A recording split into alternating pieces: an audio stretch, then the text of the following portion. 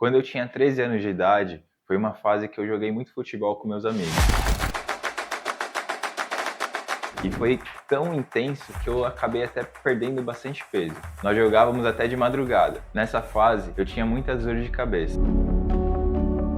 Eu lembro exatamente porque era antes do jogo. Para não me atrapalhar, eu tomava um medicamento para dor de cabeça, um analgésico, que a minha mãe tinha o costume de consumir. Então eu via o que ela fazia e imitava. Só que já estava acontecendo um problema e eu estava negligenciando. Eu não falava para os meus pais que eu sentia aquele problema. Para você ter uma ideia, a dor de cabeça ela foi ficando tão frequente, tão intensa, que se não passasse em 15 minutos, eu já tomava outro para ter a certeza que eu ia jogar com o futebol. Então eu tinha um problema, mas não sabia.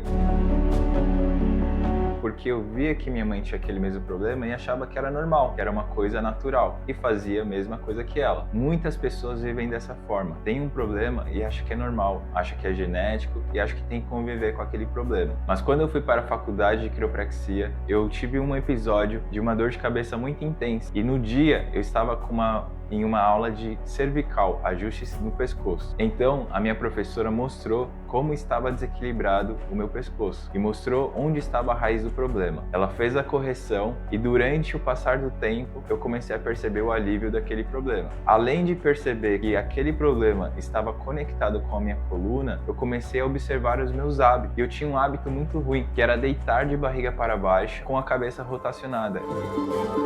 Eu tinha o comportamento de dormir dessa forma. E era isso que estava gerando o meu problema. Então eu comecei a ser ajustado com mais frequência, comecei a melhorar o meu hábito e dessa forma não existe mais dor de cabeça na minha rotina. Isso graças ao cuidado e à quiropraxia. Para muitas pessoas eu conto essa história para entender como é importante tratar da raiz do problema, fazer o tratamento adequado. Dessa forma vai eliminar as suas dores e principalmente prevenir lesões futuras.